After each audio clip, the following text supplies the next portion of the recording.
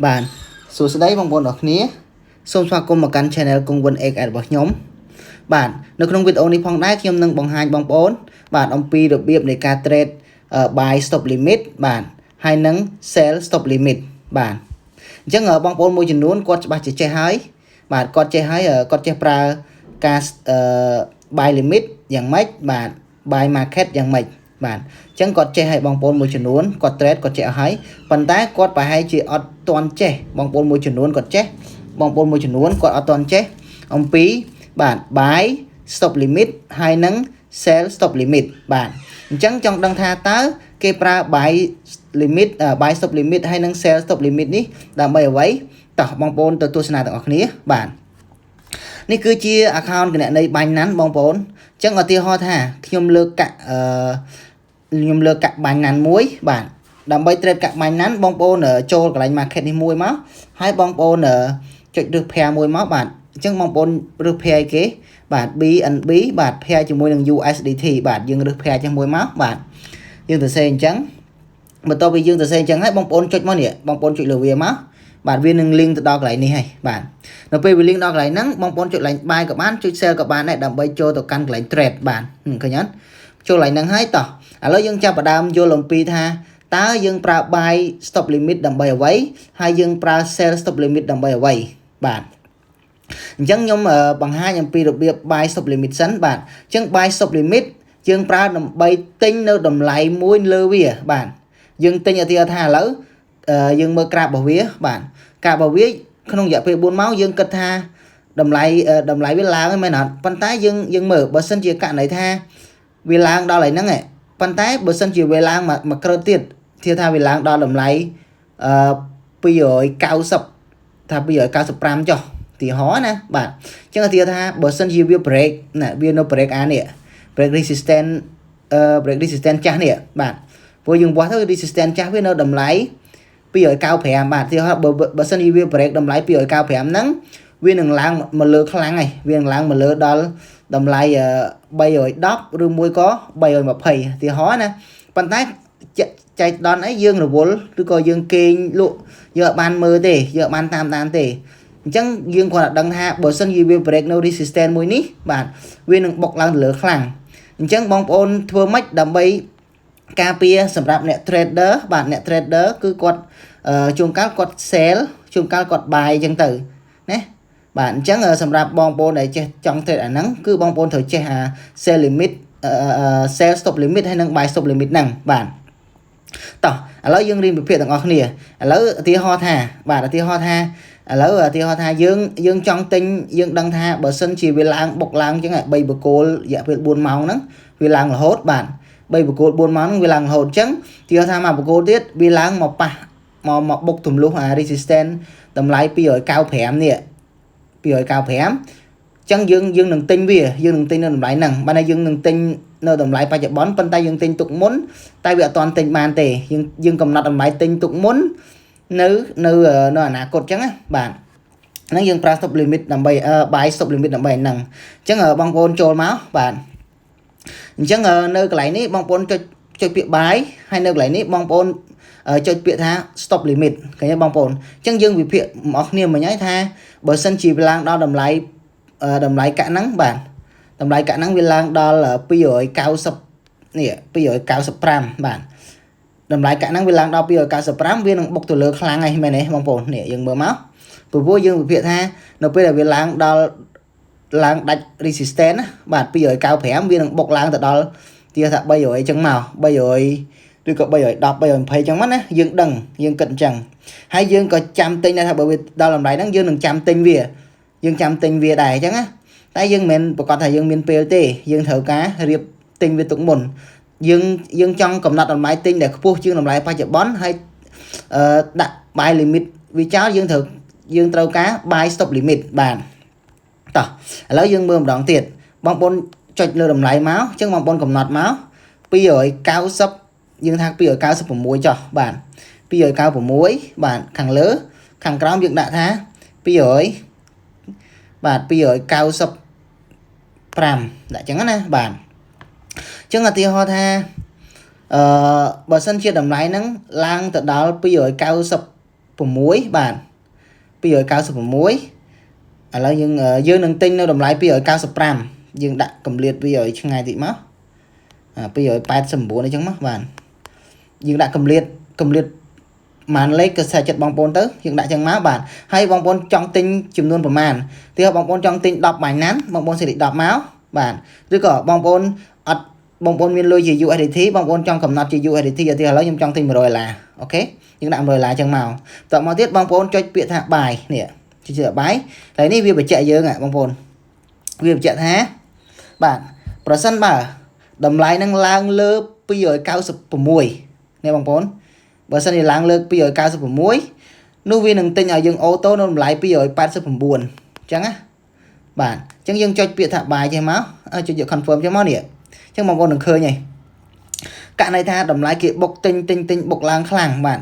ទិញបុកឡើងខ្លាំងទៅបាទឡើងលើតម្លៃនេះ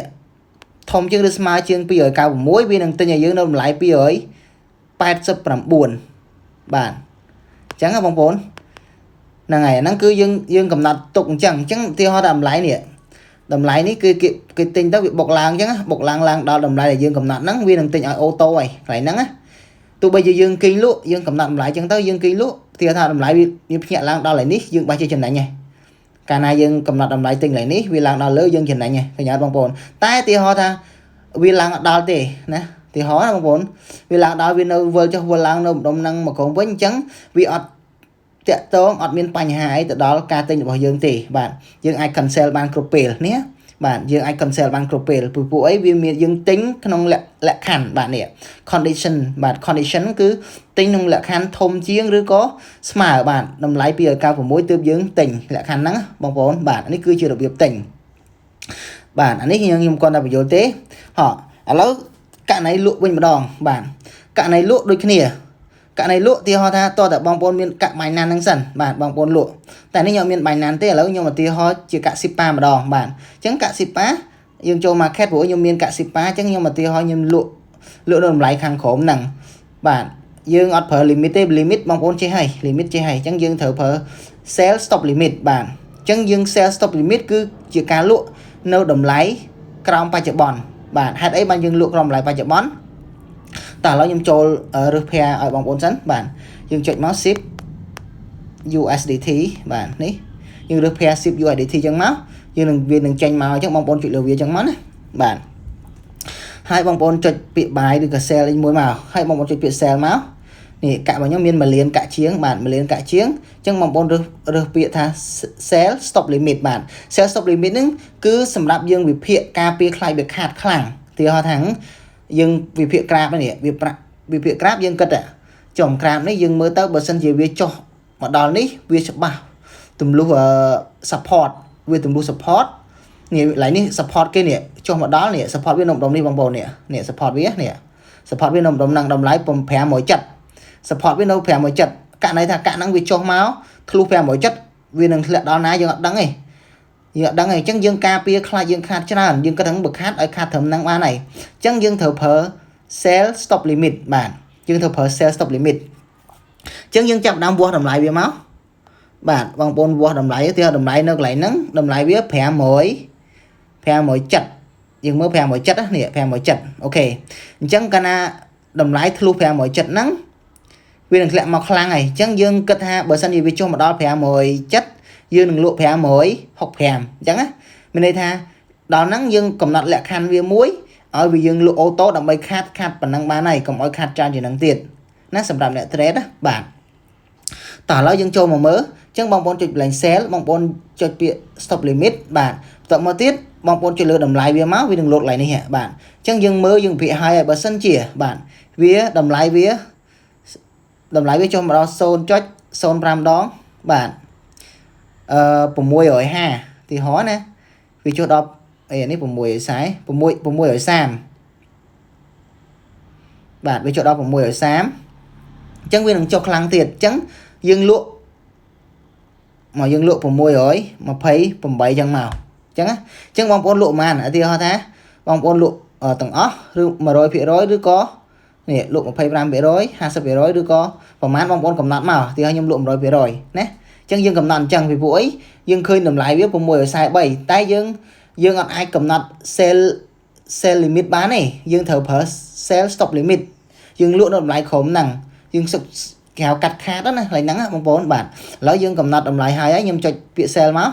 bạn nó về cho sell vì chạy dương tha percent bao nằm lại lẹ thật đo mùi ở sam sắp vì nừng lụa ở dương nó nằm lại chỉ luôn cả đại dương miên phần đấy bạn mà liên cao sắp bay mơn cả chiếng nắng nếu đầm lái của mùi em phèm bày việc phải dương chắc có nhận bạn dương cho confirm máu nếu viên đừng tránh stop limit sell bạn vì mình condition này nè cái khi lạ khá này bóng bồn nên việc bẻ tha chùm luôn bạn chùm luôn của mán cái nhé mà liên cả chiếng bạn nếu đầm lái price với dương đừng lụa nếu đầm lái xôn ram đó của mùi em phèm bày không lạ khăn đài cái nhé nè condition không lạ khăn đài đầm lái nắng vì cho mà đó nè trắm rồi có smart bùm mùi bùm ở zone có biết zone ram đó bùm mùi rồi sàn cái bằng phồn bàn tay dương ở toàn lụa để cái dương bởi mùi dương cạ và dương nhưng nở đài chẳng cạ này tha cho bờ sân chia cạ nằng vì ở lệ đó năng tế cứ dương ai console ban to pay beli anh ấy dương thôi chẳng đầm bầy ấy đầm mấy ca pia nữ nó cả khát mà cái tha dương ní na ca pia khát lại dương khát chan dương năng chẳng là bằng phồn bạn anh ấy dương sầm rạp ấy cứ sầm rạp pra dương lụa cầm nạt lụa nợ đầm lái crown tìm xa bạn dương này pra bởi dương lụa lừa tìm xa dương per sale limit thòm đà mà tay bởi dương trong lụa khóm tìm xa dương per sale stop limit bạn dương ca khai khá đó nè bởi sân chỉ việc khác ở khá là thầm năng ba này bạn ở việc khác thầm đầm lái đại dương cầm nạt năng ba này bạn chẳng cả này tha đầm lái về world mà ở trong đó đăng tí ok cả bởi dương nợ đỡ đá bởi vì lãng từ lớp có dương cho anh tử chẳng á bạn ấy dương pra sầm đạp cắt khát được ngày nào cốt khai dương kênh lụi tao ọt đăng ấy chẳng á nè bạn hay thì họ tha về dương dạ p này dương chụp đồ vô rồi còn dương chạy bị kênh lang vì ở chỗ đó năng tế ok dương ở console với bên các bạn đây console với chào tới việc thò mà đà bạn cái như bằng bồn chẳng bằng bồn chỉ thấy ở vậy tới cứ chia buy sell limit buy sell stop limit hay vậy cứ chia buy stop limit bạn chẳng vì mình là mấy lục bạn để lỡ nhung phải chạy mà đón tiết tệ tông chỉ mua được buy stop limit lỡ nhưng mới cả sipa nè cả sipa dương người phiện màn tiệt bạn dương cả sipa năng dương người phiện tha bờ sân chia bia lang đo đầm lại pi bờ cô buồn máu nắng vi lang ấy bờ sân vi lang đo đầm lại thì tha vi break cái nè vi break per lối thì hóa cũng bờ sân vi lang đo lại per lối vi break resistance này trong việc ai bọc đo cũng buồn rồi chẳng tử chẳng dương chấp đam tinh liên tục dương ở dương cầm nát ở máy tin tức dương phở buy stop limit bản buy stop limit ok chẳng bữa sau vì làm ông per lỗi dương đừng tin ông lại per lỗi đọc ấy chẳng tờ thì ông per lỗi phèm chẳng đó nè ok thả lỗi cho mớ dương phở buy stop limit chẳng mong bọn chơi chuyện buy stop limit chẳng máu bản stop limit hay chẳng mong bọn chuyện lừa đầm lại vì chẳng máu chẳng mong bọn đã nè xôn trách bản xôn phèm đòn bản xôn phèm đón làm đồng per lỗi bạn dương đừng tin nó đầm lái bạn bấm per lỗi đọc ấy chẳng mà per lỗi xôn 8 chẳng mà thì đó ok hay dương tin phần màn dương đừng tin theo mà rồi lá dương đặt lên mà rồi lá cho màu nó không vốn hay dương cho việc thả bái bạn hay dương mơ nè bây giờ chạy dương ha cả này đầm lái là lư bấm per lỗi bạn xôn 5 đong bấm per lỗi vì nắng tên nhà dương nó đầm lái chân luôn bạn nè đọc buồn liền chiến đà đầm lái nó dương đừng tin không đầm lái Son có biết Son pram đón cùng per rồi pram USDT bạn chứ mong muốn chỉ confirm cho máu bạn khởi nhận mong muốn dương ở toàn tinh để dương việc đặt condition này dương nè vì lẽ khăn condition này dương này bạn chẳng thì họ ra cả sipa nắng vì là ở đó đồng lại nâng tỷ chẳng dương ai cancel bán thò mà đà chẳng dương đăng ấy dương phở buy limit dương phở buy stop limit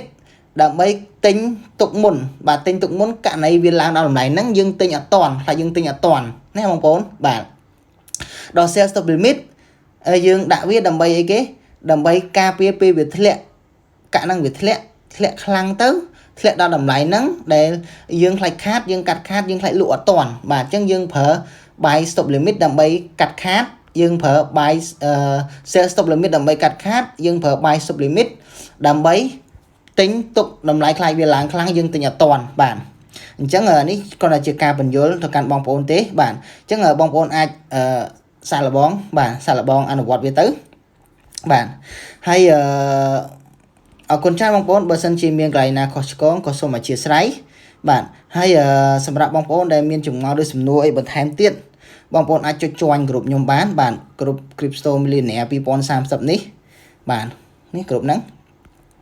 បងប្អូនអាចចុច join ក្រុម Crypto Millionaire 2030នេះដែលខ្ញុំដាក់ link នៅក្នុង description ហើយនឹងនៅក្នុងវីដេអូបាទនៅក្នុងវីដេអូ comment ហ្នឹងអញ្ចឹងបងប្អូនអាចចុច join បានបាទអាចចុច join បានហើយបងប្អូនមានចម្ងល់ឬសំណួរអីបងប្អូនអាចឆាតលេងជាមួយនឹងក្រុមយើងបានបាទវាមានក្រុមនេះគឺមានកាក់ច្រើនហើយបងប្អូនសមាជិកមាន 1500 អ្នកជាងហើយនៅក្នុងហ្នឹងហើយជាពិសេសមួយទៀតនោះបងប្អូនអាចទិញលក់ USDT ជាមួយខ្ញុំបានបាទនេះបាទ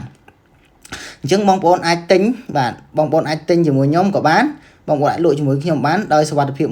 100% ដែលខ្ញុំជា admin ផ្ទាល់បាទនៅក្នុងក្រុមហ្នឹងបាទអញ្ចឹងបងប្អូនភាគច្រើនគឺគាត់ទិញលក់ជាមួយខ្ញុំបាទគាត់ទិញលក់ជាមួយខ្ញុំនៅក្នុងក្រុម Crypto Millionaire 2030ហ្នឹងគឺធានាសុវត្ថិភាព 100% មិនថាទាំងការទិញនិងការលក់បាទអូខេអរគុណច្រើនបងប្អូនអរគ្នាសម្រាប់តាមដានទស្សនាវីដេអូមួយនេះបាទជួបគ្នានៅវីដេអូក្រោយបើមានកន្លែងណាខុសឆ្គងក៏សូមអធិស្ឋានអរគុណបាយបាយ